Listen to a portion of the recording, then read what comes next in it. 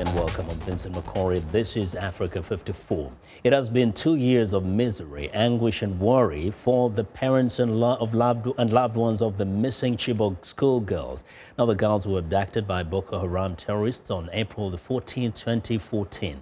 On that day, the militants kidnapped 219 girls from their dormitory in Chibok, northeastern Nigeria. The girls appeared in a militant propaganda video a month later. Now, as we mark 2 years since the girls' abduction, the parents say their lives have been upended. Stein reports from Mbalala, Nigeria. Life in Nigeria's northeast hasn't been the same since Boko Haram took up arms. The insurgent group's 7-year campaign to impose strict Islamic law in Nigeria's north has torn apart communities, displaced more than 2 million people, and left 20,000 people dead. But few have suffered like these 4 men. Their daughters were taken by Boko Haram in its most infamous crime, the 2014 kidnapping of 219 schoolgirls from the government secondary school in the town of Chibok. Whenever I think of my daughter, I start shaking, like I have a fever. This is where it happened. The militants stormed the dormitory in the night and herded the girls away. The government vowed to rebuild the school. Almost 2 years later, the buildings have been demolished, but nothing has replaced them. Boko Haram wasn't finished with Chibok. Militants briefly overran the town in November 2014. In January, 2 suicide bombers attacked a market in the town, killing at least 10 people. Several of the girls' families have fled. Some have settled here in the state capital, Maiduguri. The uncertainty about the girls has taken a toll. To say that she's alive or she's dead, that we saw the corpse, we will be okay. Than now that she is in bush, that we don't know where about. Yakubu Nkeke, chairman of an association of the Chibok parents of the missing girls, says 18 mothers and fathers have died since the mass kidnapping. This kind of incidents bring a lot of sickness. You know, you are not in peace of mind. You can't have time properly for your feeding.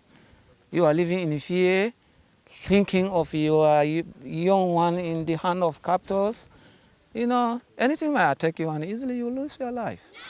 The kidnapping was condemned internationally and sparked daily demonstrations across Nigeria. Nigeria's new president and generals vowed to bring back the girls last year, but no one has been rescued. The fathers of the missing schoolgirls can do little more than seek solace in each other's company. With my friends and colleagues, sometimes I just forget, but when I'm alone, I start thinking about my daughter.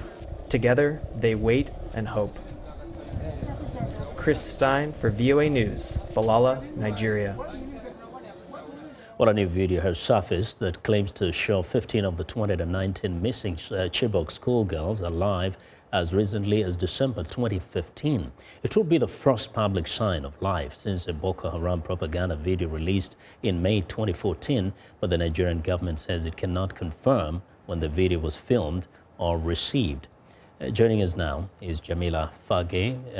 She's a VOA Hausa service reporter who has been covering the story, talking to parents of the abducted girls and the Bring Back Our Girls activists as well as government officials. Jamila, welcome to Africa 54. Thanks for having me, Vincent. You know, can you just fill us in a little bit on the latest on this story? So, as you know, it's been 730 days and 17,520 hours, 1 million minutes since the abduction. Wow. But since then, there's also another one about 7 months after, in November 2014, where 300 elementary-aged students were abducted by Boko Haram in Damasak, Borno. Unfortunately for those school children, it didn't make mainstream news. We didn't hear about any hashtag campaign. So right now, a lot of the parents are actually, they feel as if that although there's a campaign about the Chibok girls, but they are asking questions. What about those other 300? And those are kids. You're talking about elementary kids. They're younger than the Chibok secondary school-aged kids. Yeah. And what the Nigerian government decided to do was basically this year is to mark those 2 years back in Chibok.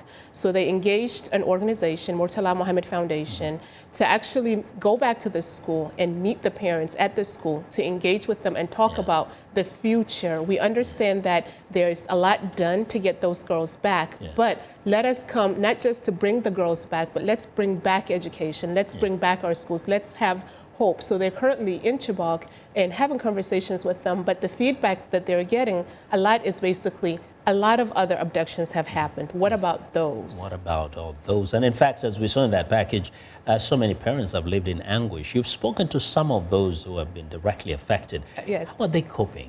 So especially the principal of the Chibok Secondary School, both she has a daughter and granddaughter, apparently, that were both abducted. And it's one of those things that for her, she has it at the back of her mind that they may find them, but in order for her to continue, just like most of the other parents, they have other children in front of them. They like the fact that the attention, that the missing girls, they're getting that attention, but it's difficult for them to actually say, okay, we will move on and just concentrate on the ones that we have. So then every now and then they have hope, but slowly it's diminishing. Now, very quickly, what do they feel about the government's efforts? We're talking about overlapping governments here, Jonathan's government and now Buhari government. Right. To be honest with you, they actually are not that much hopeful. One of the problems that they're having is that they don't see much being done in terms of reintegration of those that are actually coming back. They themselves are not as comfortable as accepting some of those that are escaping from, Boko Haram back into their communities. So they don't feel that they are actually adequately prepared to deal with after the girls are found, for example, or even once the whole Boko Haram, the insecurity has settled, what do we do as a community? How do we rebuild? Wow, let's hope they get it together. Well, Jamila, thank you very much. Thank you so much. Today. Thank you. Well, Jamila Fagge reporting there on the Chibok girls.